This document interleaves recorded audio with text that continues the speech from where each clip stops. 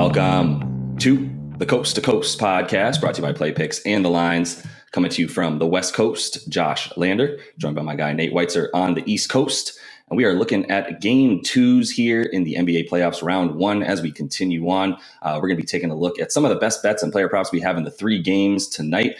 We do have that player props video up as well that will continue to bring you each and every day of these NBA playoffs. So make sure you are liked and subscribed to that page. You can continue to check out each and every video we will bring you throughout this postseason. Also want to make sure you head to thelines.com. Check out that odds checker we have for you. Make sure you're getting the best juice available out there line shopping. And as always, if you do still need a FanDuel or a DraftKings account, head to fdpicks.com or dkpicks.com. Find those listings in your area, such as what we have for these game twos. Nate, let's jump into it.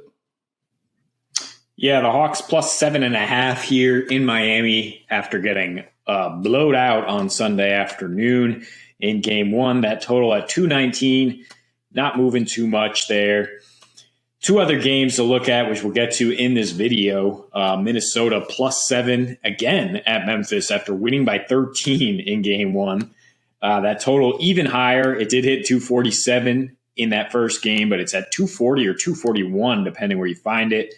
And I got to think we see some better D for Memphis in game two and look at an under there. And then the Suns minus 10 in the nightcap as they look to handle the Pelicans again. That total at 221. They only hit, I believe, 211 in game one there in that first one. Yeah. So the Hawks scored 91 in game one. Trae Young once again baffled by this Heat defense. 8 points on 1 for 12 field goal shooting, 4 assists, 6 turnovers. Hawks as a team, 16 assists, 18 turnovers, where the Heat just in complete control, 30 assists, 15 turnovers. Kyle Lowry, his counterpart, 9 assists, 0 turnovers. So, I mean, if you have one point guard just in complete control of the offense executing and another point guard just overwhelmed because he doesn't have much help and he can get all these resources thrown at him, definitely doesn't spell good things for the Hawks. I expect Trae to bounce back. I mean, you look at what he did in the playoffs last year, 31 points per game, 9 assists, 42% from the floor. The books expect him to bounce back. He's minus 120 to get 26 points at DraftKings. But I'm not betting that. And I'm not betting on the Hawks to cover either because without Clint Capella, with Bogey clearly hobbled, they don't have much. Those are two vital pieces on opposite ends of the floor, basically. Yeah. And if you can't contain the Heat down low, you're in trouble. The Heat have been rolling in terms of their 3-point offense. We saw Duncan Robinson was able to do. And then they're somehow not able to punish Duncan on the other end. That's the key thing. Like Duncan Robinson would have been putting up numbers all season if he wasn't one of the worst individual defenders in the league. Yeah. And Atlanta, with their limited options, they couldn't do much on the other end. And now you get this sharpshooter working along with Hero, which is exactly how they were able to knock the Bucks out 2 years ago with those two guys and Spoelstra running sophisticated action at that, Bam facilitating. Bam was quiet in game one. I expect him to get a little louder. But I think we expect a little regression from the Heat offense. Yeah. I don't know if they're going to shoot 50% from three again. Yeah. 18 for 38 in game one, and they also were 52% from the field in general. I don't think the Hawks are going to get to the line 27 times either, which is how they were able to even get to 91. So, I mean, again, their team total is only around 105. It's a little scary taking the under there, but I think the pace that Miami usually plays at, it's going to be even slower now in game two. I think there's a possibility Trae struggles again, and there's no way the Hawks are scoring a lot with Trae struggling, with Bogey injured. So we like under here, 219. Yeah. And Miami, I don't think you really need to tease them, but I like that money line with the Heat with the under, or considering teasing that total up a little bit, along with another game to get up to 223, just in case Trae does get cooking. There's a possibility we get a little more offense, but this is a playoff game in Miami with maybe the most physical, tough, veteran-laden team. Yeah. I don't think we're going to get over 220 points. Yeah, I agree. I'm really weary of taking any player props in this game too. We've been burned all season by the Heat because they score in a multitude of ways. Well, no, I'm sorry, not in a multitude of ways. They score from 3-point. That's where they score from. It's just who's it going to be and who's scoring from the other points on the court. I mean, when Bam and Jimmy have things like last night or in game one, they could walk into the lane and get a layup. There's nobody to stop them, right? Like it's not going to be Okongwu at this point. He's playing now 20. He played about 21 minutes. John Collins did get in there for about 25 minutes as well in that game. But, there's not much there. So I really thought we were going to get more from Bam and Jimmy. And the fact that we didn't really just shows that I think this is a series the Heat are happy to win by just smothering the Hawks' very, very limited offense with all of their injuries and guys out. And is really happy to let a guy like Duncan Robinson flourish because, like you said, he wasn't able to stay on the floor very much this season too often. And if they're going to be playing a team that has very, very limited weapons right now, with Bogey hurt, John Collins still coming back from injury, Capella out, there's not much there now, right? Maybe they could use Cam Reddish. I bet he would be instant offense. But regardless, they don't have anybody right now like that on that wing to score. And if Trey is going to get shut down the way he did, he's not going to, not to the tune of 8 points. That's not going to last. I still, the thing is there's so many, even like the reason you fear an under in this game is because of what you said. Trey goes for 42 and 13. Right, assists, and you're kind of like, well, shoot, that now the Hawks get over their 105 team total, maybe they score 112 or whatever, and yeah, that over is probably going to hit at that point. But even if Trey does go off like that, and you would need 27 free throws last game. That's huge. That's not happening again. I mean, the 12 of those free throws came from a combo of Danilo and Bogey. And those guys combined to average, I believe, 4.5 free throw attempts a game. Excuse me. Yeah, 4 free throw attempts a game on the season. So they got 12 combined in that one. They both hit all 6 of them, all 6 of their free throws each. And so, yeah, that's 12 points right there. And they still, only got to 91 points in that game. So it's not like there was a ton of sort of uncontested shots or, Atlanta was just missing. I mean, Atlanta, if anything, Atlanta had the opportunity off of the 15 turnovers that the Heat posted. That was a prime opportunity, right, for getting points in transition,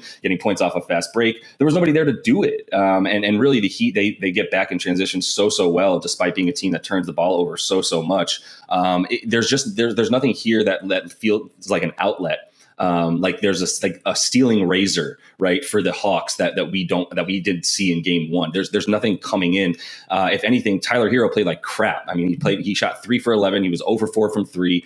He wasn't really forcing it. I mean, he had 5 assists and 5 boards. He's playing within the offense, but he had 6 points. And he's about to be 6th man of the year, averaging 20 a game. And so, you look at that. Max Strus didn't really shoot well. There's still so many options for this Heat team that could come in and overtake the Hawks. That I would say the top 8 players for the Heat right now, who are all getting minutes, are as good as everybody except for Trae Young on the floor for the Hawks right now, which is just tough for them. And so, there's not much hope. There's a reason that it's minus 750 now for the Heat to win the series. Nothing really doing there. I don't really know if the only reason I would consider the Hawks in 5, which I get, excuse me.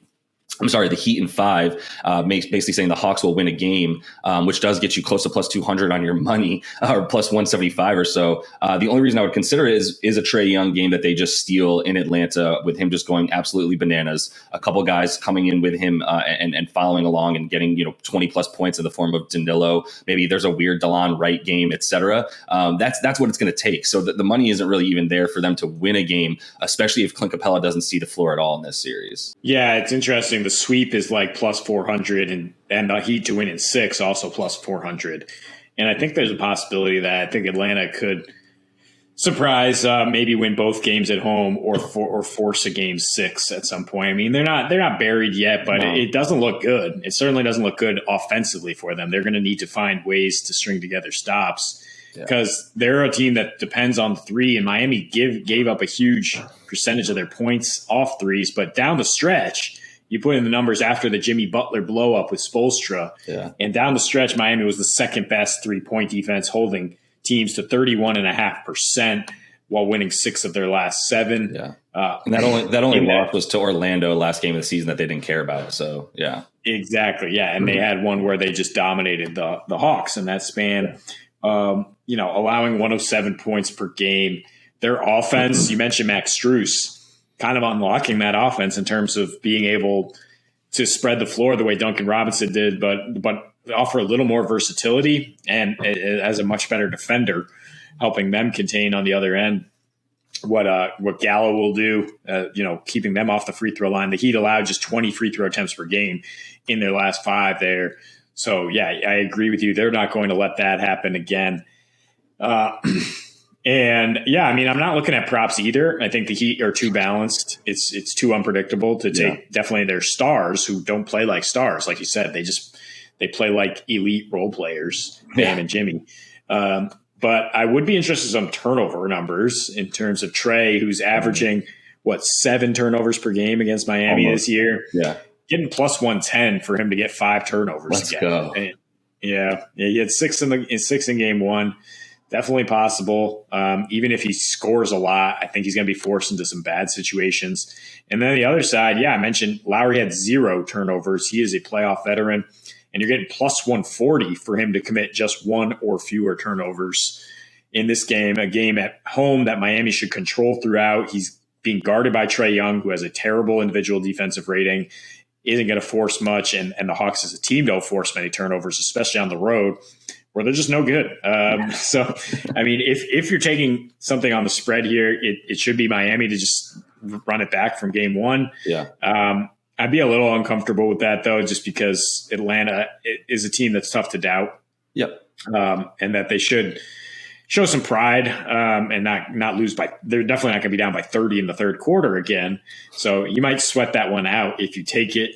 Maybe you want to tease it down, like we said, but we like the under. So if you tease it down, take that under at 223 along with the Heat around 3 or 4 points. Yeah, I think it's crazy that this game is that high, to be honest. I think it should be much closer to 215, and I might still take an under. I'm not lying. 217 and a half at one point, too, was what this was at. So it got bet up a bit, which is fine by me. I agree with you not taking, too many props here. I like the turnovers because if you want to bet on player props without going on unders, you're playing you're betting defensive props here. Now you're talking about turnovers. I like that. The other thing I do like too is sort of playing off of the game theory that Bam and Jimmy are facilitators. I wouldn't even necessarily call them superstars playing like quality role players. I would more call them superstars just playing like Chris Paul and Phoenix, where you're perfectly happy to score if you're needed, if you need to. But if you don't need to, you have such a deep quality squad of offensive players around you. Why not just facilitate, right? And so that the two of them combined for 9 assists in this last game. And Bam is really what I would eye, just because I love this plus money that you get for him to get on the assist for him, where I just had it, 3.5. So if he gets 4 assists, you're talking plus 110 on your money. I just told you he just got 5 in this last game. He's been playing point center for a while now.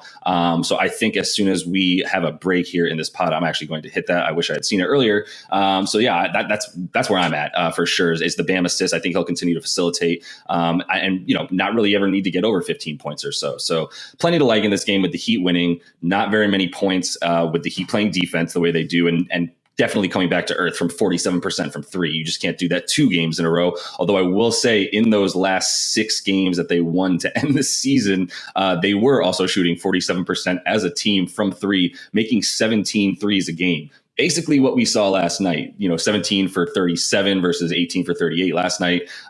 This team is a true shooting of 66% as a team. Tough to really pick against them. Maybe you consider it an over for their team total, but still really like the under on this game just with the way they're D'ing up. So